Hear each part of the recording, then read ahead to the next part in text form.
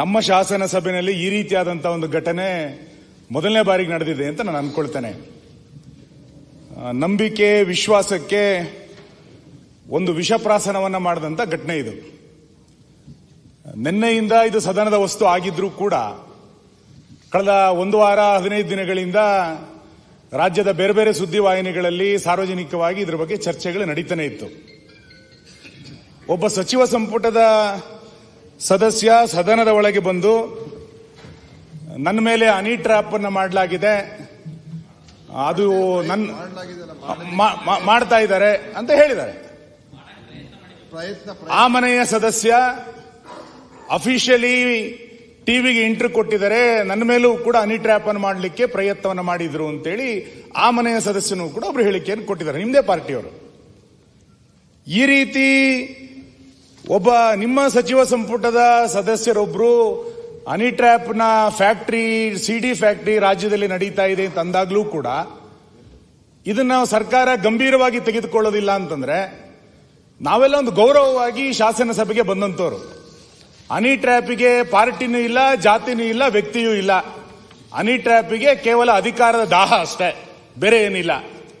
ಇಂಥ ಪ್ರಸಂಗ ಯಾರ ಜೀವನದಲ್ಲೂ ಕೂಡ ಬರಬಾರದು. ಇದರಲ್ಲಿ ಯಾರೇ ಆಗಿದ್ರು ಕೂಡ ಇದನ್ನ ನಿರ್ದಾಕ್ಷಿಣ್ಯವಾಗಿ ಒಂದು ಇತಿಶ್ರೀಯನ್ನು ಆಡಬೇಕಾಗಿರುವಂತದ್ದು ಮುಖ್ಯಮಂತ್ರಿಗಳ ಕರ್ತವ್ಯ ಇದೆ.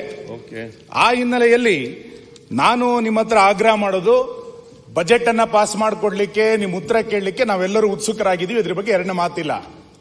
ಅದಕ್ಕಿಂತ ಮುಂಚೆ ನಿಮ್ಮ ಸಚಿವ ಸಂಪುಟದ ಸದಸ್ಯರ ಬಗ್ಗೆ ಸದಸ್ಯರು ನಿನ್ನೆ ಹೇಳಿರುವಂತಹ ವಿಷಯಕ್ಕೆ ಸಂಬಂಧಪಟ್ಟಂತೆ ನೀವು ದಯಮಾಡಿ ಉತ್ತರವನ್ನು ಕೊಡಬೇಕು. ಇವತ್ತು ಇದರಲ್ಲಿ ಯಾರು ಕೈವಾಡ, ನಿಮ್ಮ ಸಚಿವ ಸಂಪುಟದ ಸದಸ್ಯರೇ ಇದರಲ್ಲಿ ಕೈವಾಡ ಆಗಿದ್ರೆ ಆ ಸಚಿವನನ್ನ ವಜಾ ಮಾಡಿ ನಂತರ ನೀವು ಬಜೆಟ್ ಉತ್ತರ ಕೊಡಿ. ಇಲ್ಲ ಅಂತಂದ್ರೆ ಯಾರ ನೈತಿಕತೆಯೂ ಉಳಿಯೋದಿಲ್ಲ ಈ ಸದನದಲ್ಲಿ, ಯಾರ ನೈತಿಕತೆಯೂ ನನಗೆ ಗೊತ್ತಿಲ್ಲ. ನಾನೇನು ಆರೋಪ ಮಾಡಿದ್ದಲ್ಲ, ನಿಮ್ಮ ಸಚಿವ ಸಂಪುಟದ ಸದಸ್ಯರು ಎಲ್ಲರೂ ಇದನ್ನ ಖಂಡಿಸಬೇಕಾಗಿರೋದು. ಹಾಗಾಗಿ ನನಗೆ ಗೊತ್ತಿಲ್ಲ, ಇಂಟೆಲಿಜೆನ್ಸಿ ಇರುವಂತದ್ದು ನಿಮ್ಮ ಹತ್ರ, ನನ್ನ ಹತ್ರ ಇಂಟೆಲಿಜೆನ್ಸಿ ಇಲ್ಲ, ಹೋಮ್ ಮಿನಿಸ್ಟರ್ ಹತ್ರ ಇಂಟೆಲಿಜೆನ್ಸಿ ಇಲ್ಲ, ನಿಮ್ಮ ಹತ್ರ ಇಂಟೆಲಿಜೆನ್ಸಿ ಇರೋದು. ಸದನದ ವಸ್ತು ನಿನ್ನೆ ಆಗಿದ್ರೂ ಕೂಡ ಕಳೆದ 15 ದಿನಗಳಿಂದ ಈ ಸುದ್ದಿ ಹರಿದಾಡ್ತಾ ಇದೆ ಅಂತಂದ್ರೆ ಒಬ್ಬ ಸಚಿವ ಸಂಪುಟದ ಸದಸ್ಯನ ಮನೆ ಮೇಲೆಯೇ ಹನಿ ಟ್ರ್ಯಾಪ್ ಬಂದಾಗ್ಲೂ ಕೂಡ ನಿಮ್ ಇಂಟೆಲಿಜೆನ್ಸ್ ಏನ್ ಮಾಡ್ತಾ ಇತ್ತು? ನೀವು ನಿಮ್ಮ ಸಚಿವ ಸಂಪುಟದ ಸದಸ್ಯನಿಗೆ ನೀವು ರಕ್ಷಣೆಯನ್ನು ಕೊಡ್ಲಿಕ್ಕೆ ಆಗ್ಲಿಲ್ಲ ಅಂತಂದ್ರೆ ಇನ್ ರಾಜ್ಯದ ಜನರ ಪರಿಸ್ಥಿತಿ ಏನಾಗಬೇಕು? ಹಾಗಾಗಿ ಇದರಲ್ಲಿ ನಿಜವಾಗ್ಲೂ ನಿಮ್ ಪಕ್ಷದವರೇ ಇದ್ರೆ ಅಥವಾ ನಮ್ಮ ಪಾರ್ಟಿಯಲ್ಲಿ ಯಾರು ಇದ್ರೆ ದಯಮಾಡಿ ಅದನ್ನು ವಜಾ ಮಾಡಿ ನಂತರ ನೀವು ಬಜೆಟ್ ವಿಷಯಕ್ಕೆ ಬನ್ನಿ. ಇಲ್ಲ ಅಂತಂದ್ರೆ ಈ ಸದನ ಗೌರವ ಬರ್ಲಿಕ್ಕೆ ಸಾಧ್ಯ ಇಲ್ಲ. ಹಾಗಾಗಿ ಇಲ್ಲಿ ಒಬ್ಬ ಸಚಿವ ಮೊಗಸಾಲೆಯಲ್ಲಿ ಕೂತ್ಕೊಂಡು ನಮ್ಮ ಪಾರ್ಟಿಯರೇ ಇದಕ್ಕೆ ಯಾರೋ ಇದ್ದಾರೆ ಅಂತ ಒಬ್ರು ಹೊರಗಡೆ ಹೇಳಿಕೆ ಕೊಡೋದು, ಇನ್ನೊಬ್ರು ಇಲ್ಲಿ ಬಂದು ನನ್ನ ಮೇಲೆ ಹನಿ ಟ್ರ್ಯಾಪ್ ಮಾಡುವಂತ ಪ್ರಯತ್ನ ನಡೆದಿದೆ ಅಂತೇಳಿ ನಾನು ಗೃಹ ಸಚಿವರಿಗೆ ತನಿಖೆ ಮಾಡಿ ಅಂತ ಇಲ್ಲಿ ಸದನದಲ್ಲಿ ರಿಕ್ವೆಸ್ಟ್ ಮಾಡಿದ್ರೆ ಏನಾಗಬೇಕು ಇಲ್ಲಿ ಪರಿಸ್ಥಿತಿ? ಹಾಗಾಗಿ ಸಚಿವ ಸಂಪುಟ ಹೆಂಗ್ ನಡೀತಾ ಇದೆ? ನೈತಿಕತೆ ಇಲ್ಲೇನು ಸಚಿವ ಸಂಪುಟಕ್ಕೆ? ಮುಖ್ಯಮಂತ್ರಿಗಳಿಗೆ ನೈತಿಕತೆ ಇಲ್ವಾ? ಹಾಗಾಗಿ ದಯಮಾಡಿ ನೀವು ಬಜೆಟ್ಗೆ ಆಮೇಲೆ ಬನ್ನಿ, ನಾಳೆ ಸೋಮವಾರಕ್ಕೆ ಬಜೆಟ್ ಮುಂದೂಡಿ, ಏನು ತೊಂದರೆ ಇಲ್ಲ. ಫಸ್ಟ್ ಇದಕ್ಕೊಂದು ಆನ್ಸರ್ ಮಾಡಿ, ರಾಜ್ಯದ ಜನರಿಗೆ ಒಂದು ನೈತಿಕವಾದಂತ ಬೆಂಬಲ ಕೊಡಿ.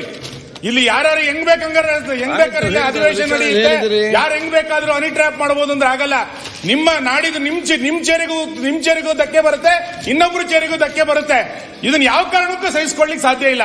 ಹಾಗಾಗಿ ನೀವು ದಯಮಾಡಿ ಮಾನ್ಯ ಮುಖ್ಯಮಂತ್ರಿಗಳೇ, ಈ ಸದನದಲ್ಲಿ ದೇಶಪಾಂಡೆ ಬಿಟ್ರೆ ನೀವೇ ಹಿರಿಯ ಸದಸ್ಯರು, ನಮಗೆಲ್ಲರಿಗೂ ಕೂಡ ಮಾರ್ಗದರ್ಶನ ಮಾಡಬೇಕು. ಈ ಸದನದ ನೈತಿಕತೆಯ ಮೌಲ್ಯವನ್ನ ಎತ್ತಿಡಿಬೇಕು ನೀವು ಇವತ್ತು. ಹಾಗಾಗಿ ನೀವು ಬಜೆಟಿನ ಬಗ್ಗೆ ಆನ್ಸರ್ ಅನ್ನು ಕೇಳಲಿಕ್ಕೆ ನಾವು ತಯಾರಿಲ್ಲ. ಈಗ ನೀವು ಅದಕ್ಕೆ ಉತ್ತರ ಕೊಟ್ಟು ನಂತರ ಇದಕ್ಕೆ ಬಜೆಟ್ಗೆ ಬಂದ್ರೆ ನಾವು ಆ ಬಜೆಟ್ ಅನ್ನ ಪಾಸ್ ಮಾಡ್ಕೊಡ್ಲಿಕ್ಕೆ ನಮ್ದು ಏನು ವಿರೋಧ ಇಲ್ಲ, ನಾವು ಮಾಡ್ಕೊಡ್ತೀವಿ.